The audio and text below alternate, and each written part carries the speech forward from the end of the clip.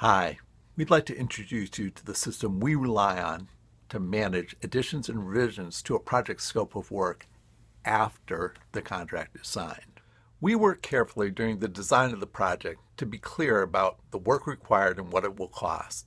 The sum of all these items is the basis for the contract cost. We document each task in the written scope of work and show how it all fits together in the project drawings. At this point, we're all set to build what is described for that fixed cost.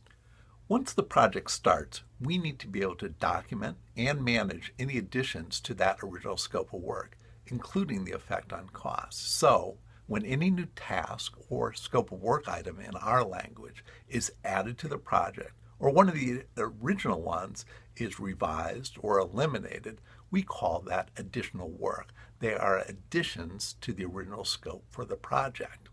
This condition and how it is managed is described in the contract. Let's walk through a few examples. So, there are a few ways that these additions typically happen. You may decide on a feature you'd like to add to the project, or maybe you'd like to reconsider a selection you made for a fixture or a finish, hopefully before it's ordered.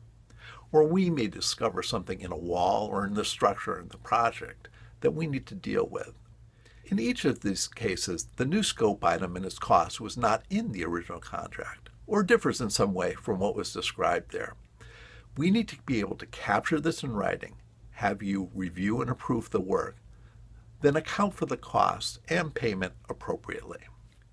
The first step in this process, whether something you request or we discover, is for us to enter the item in our system and email you an update form. There'll be a description of the additional work in the email, in this case a stone bench and a shower, then brief instructions reminding you of what to do.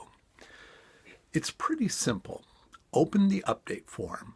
It will include the item number, a description of the addition to the project scope, and an option to approve, reject, or leave it as pending.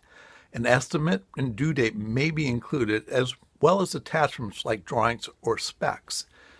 It's the design process in brief. At any time before the due date, you can approve or reject the addition to the project scope by submitting the update request.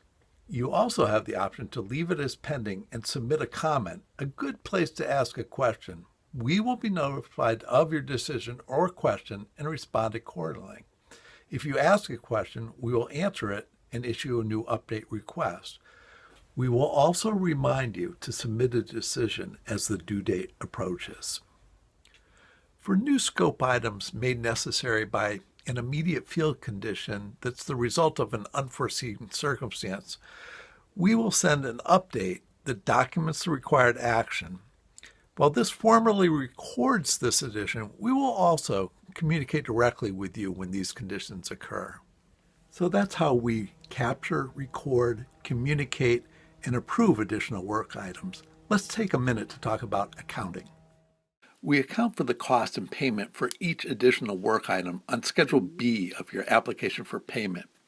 Additional work is performed on a time and material basis, but we find it useful to estimate the value as we do in our reality check budgets, always shown in red here. If it's required, design work or any extensive budgeting or product research in excess of 30 minutes will be billed separately as part of our design agreement. As we receive invoices for the labor and material required by each additional work item, we record those costs and request payment as part of the billing cycle. A percent complete status tracks progress, and when the item is done, we record the expense as 100% complete. Each application for payment accounts for progress and payment status for each additional work item. So let's review. We have a system to make additions to the project scope after the contract is signed. You may request an addition or change, or we may require one in response to unforeseen circumstances. You receive an email update form and submit it to approve, reject, or comment. To maintain project progress, a due date is provided for your response. Accounting for additional work is provided in the application for payment, and if an estimate is requested that requires design work, It is billed separately as part of your design agreement. I hope this has all helped you better understand how we understand this sometimes complicated process of keeping track of additional work after the contract is signed.